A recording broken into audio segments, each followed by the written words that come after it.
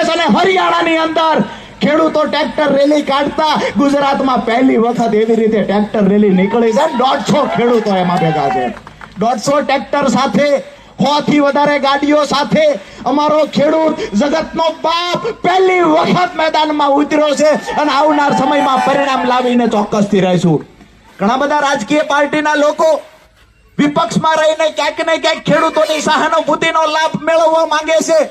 એમને પણ કહીએ છીએ તમે ધીરજ રાખજો. તમારા ચાવવાના દેખાડવાના જુદા છે, એને પણ આવનાર સમયમાં ઉજાગર કરીશું. ગુજરાત સરકાર પાસે તો ખેડૂતોના હિતમાં માંગણી કરીશું. પરિણામ નહીં મળે તો 100% હળદળવાળી કરતાય અચકાવાના નથી. આજકાલ ઘણા બધા રેલીઓમાં કહેતા અમે તો 108 દી જેલમાં રહ્યા. દરેક સભામાં 108 દી આલ્યા.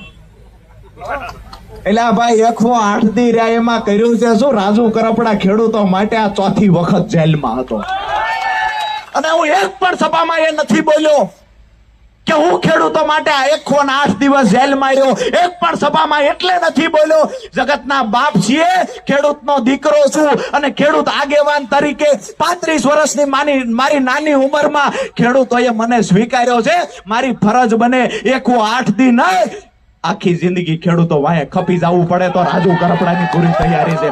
અરે મારી જુવાનીના 8 વર્ષ ખેડૂતો માટે ઘસી નાખ્યા છે.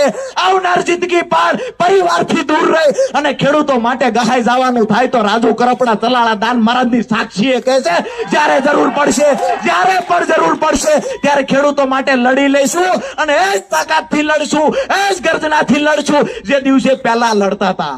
પરંતુ એવું બન્યું કે અમે કોઈ યોગ્ય દિશામાં જવાની જગ્યાએ ક્યાંક ને ક્યાંક ખેડૂતોનું ભલું થશે આવું સમજી અને છેલ્લા 5 વર્ષથી એક પાર્ટીમાં કામ કર્યું. જ્યારે 5 વર્ષે આંખ ઉઘડી ત્યારે ખબર પડી કે અહીંયા તો ખેડૂતોના નામે રાજકીય રોટલા શેકાય છે.